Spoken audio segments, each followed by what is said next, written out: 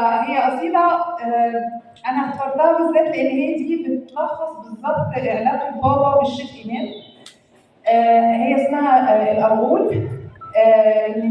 يعني اللي عارف أو مش عارف، الأرغول ده آلة فرعونية قديمة. الأستاذة سلوى بكر أكيد عارفة. آلة فرعونية قديمة. فالأرغول دي كانت كناية عن علاقة الظاهرة الفنية إمام نجم. بابا كتبها في قصيدة. هي بتقول: الأولى والتانية والتالتة الأولى والغدر لما انحكم صبح الأمان بقشيش، والتانية والند لما احتكم يقدر ولا يعفيش، والتالتة والحر مهما اتحكم للند ما يوطيش.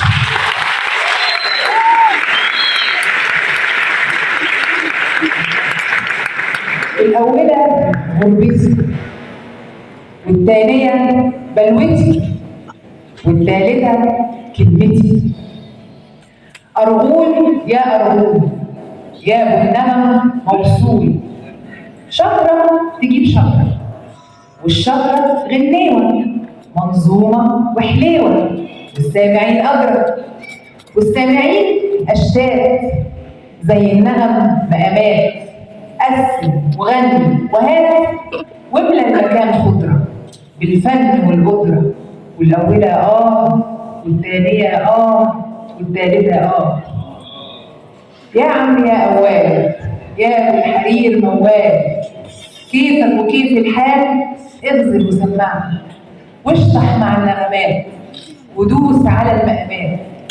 هات اللي عندك هات لما تشبعني، ده احنا الحيارى دليل مستنظرين مواويل توصل مع المراسيل والصهبة تجمعنا. صهبتنا صباحي طول ما القلم صاحي، يا شوق يا جراحي يا حب يا بكرة، يا صحبتي في الهم يا شركتي في الدم.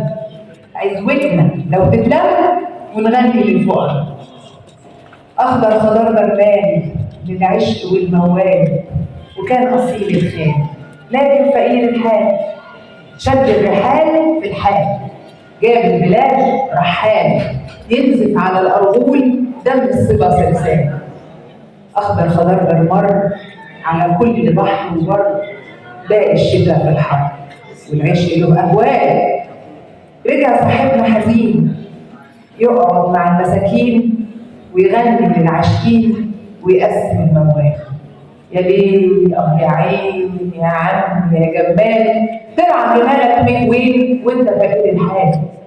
يا ليل يا عين والمرعى للأندال والخطوة للخيال، يا عم يا جمال.